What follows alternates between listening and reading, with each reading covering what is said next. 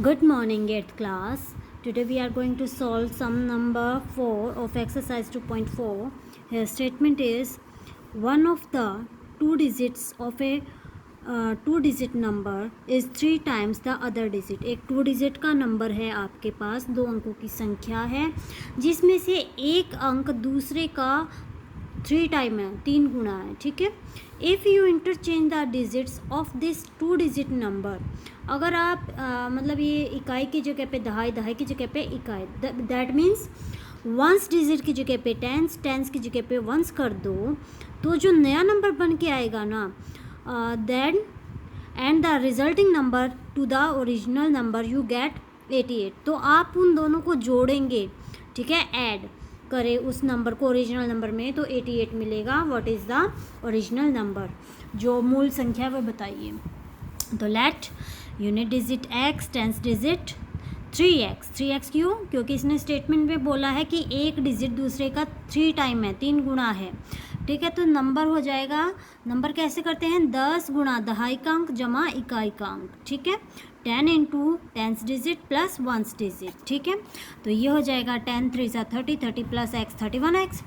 माना इकाई का अंक x, दहाई का 3x. ठीक है. 3 गुना कहा है इसने, तो संख्या होती है 10 गुना दहाई का अंक जमा इकाई का अंक 30x जमा x, जो कि होता है 31x. अब एक बार हम क्या करते हैं, यहाँ पर दहाई की जगह पे इकाई, इकाई की जगह पे दहाई, दैट मीन्स टेंस की जगह पे 100, सॉरी टेंस की जगह पे वंस और वंस की जगह पे टेंस डिजिट हम कर देते हैं. ठीक है. तो ये देखें, नंबर इंटरचेंज करने पे हो जाएगा 10x प्लस 3x. ठीक है. प्राप्त संख्या हो जाएगी अंक पलटने पे 10 गुना में x जमा 3x. तो ये हो जाएगा 10 दिया 10 की x से मल्टीप्लाई करेंगे 10x प्लस 3x, जो कि होगा 13x. तो इसने ये बोला है जो पहले नंबर था और जो अब आया है उनका सम जो है 88 है. तो सम कर दिया 44x इक्वल टू 88. तो x की वैल्यू आ जाएगी 88 बाई में 44 विच इज़ 2.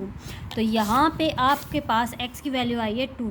ठीक है. यूनिट डिजिट मतलब इकाई का अंक आ गया 2. ठीक है. तो दहाई का कितना हो जाएगा, 2 तिया 6, 2 3 6. और यदि संख्या देखनी हो तो यहाँ पे देख लीजिए, 31 इंटू में x कितना हो जाएगा, ये आपका 62 is the answer. Next sum is sum number 5. शोबोज mother's present age is 6 times शोबोज प्रेजेंट एज. क्या शोबो है एक लड़की, उसकी मदर की जो प्रेजेंट एज वर्तमान आयु है वो शोबो की वर्तमान आयु की 6 टाइम 6 गुणी है. ठीक है. शोबोज एज 5 ईयर्स फ्रॉम नाउ. क्या शोबो की जो 5 साल बाद की एज होगी from now will be 1/3 of his mother's age. जो आज उसकी माँ की एज है ना, उसकी 1/3 है. 1/3 मतलब पाई में 3 करते हैं उसके. ठीक है. What are their present ages. तो ये देखें, लेट शोबोज प्रेजेंट एज x. ठीक है. देन शोबोज mother's age will be 6 time बोला है तो 6x कर दिया हमने. ठीक है. माना शोबो की वर्तमान आयु x वर्ष, शोबो की माँ की वर्तमान आयु होगी 6x, इसकी 6 गुनी होने के कारण. फिर 5 ईयर्स लेटर शोबो की एज कितनी होगी, आज x वर्ष की है तो वो 5 साल बाद उसमें 5 ऐड करना पड़ेगा आपको. ठीक है.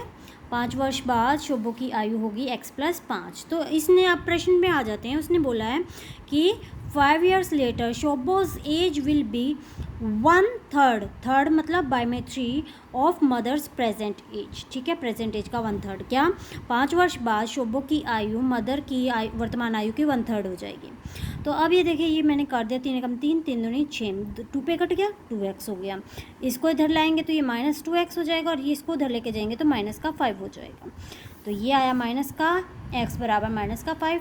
माइनस आप कैंसिल कर सकते हैं, तो x की वैल्यू आ गई 5.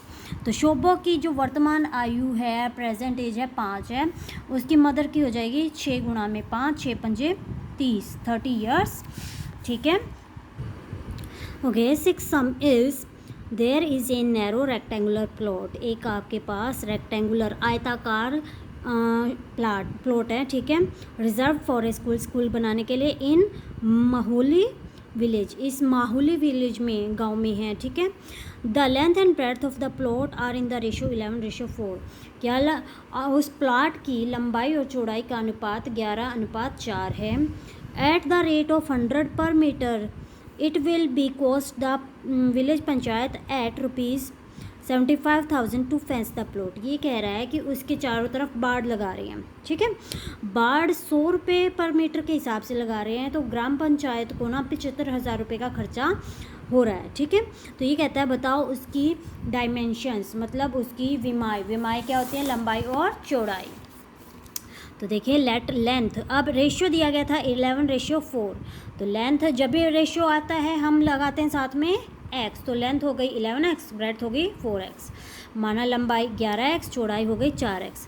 अब ये देखिए कॉस्ट ऑफ फेंसिंग टोटल दिया गया है 75,000, रेट है 100 रुपये का हिसाब से, ठीक है। तो पेरीमीटर, ये देखो बाड़ जो है, फेंसिंग जो है चारों तरफ की जाती है प्लॉट के, ठीक है। फेंसिंग जो होती है प्लॉट के चारों तरफ की जाती है, तो चारों तरफ मतलब पेरीमीटर, उसके पेरीमीटर पे की जाती है। तो पेरीमीटर निकालने के लिए हम क्या करेंगे, 75,000 को 100 से डिवाइड कर देंगे, तो वो आ जाएगा हमारे पास पेरीमीटर। क्या बाड़ लगाने का खर्च दिया गया था 75,000 रुपये, 100 रुपये की दर से था। तो बाड़ जो है परिमाप पे लगाई जाती है, तो परिमाप निकालने के लिए हम क्या करेंगे, कुल खर्चा बटे में जिस दर से हुआ है, तो 750 मीटर। अब देखिए परिमाप, पेरीमीटर का सूत्र होता है 2 लंबाई जमा चौड़ाई बराबर 750, 2 एज इट इज़ लंबाई है, लेंथ है 11x जमा चौड़ाई है 4x बराबर 750, तो 2 ये जुड़ गया 15x बराबर 750, इसकी मल्टीप्लाई की 30x equal to 750, then x is 750 by में 30 कट के आ गया आपका x की वैल्यू 25। तो लेंथ, लंबाई जो थी वो थी हमारी 11x, ठीक है। तो 11 गुणा में 25 कर दीजिएगा, तो लंबाई आ जाएगी, ये गुणा कर लीजिएगा, ठीक है। और चौड़ाई के लिए हम क्या करेंगे, 4 गुणा में x, मतलब 4 गुणा में 25 आपका उत्तर होगा। तो बच्चों आज के लिए इतना ही, थैंक यू।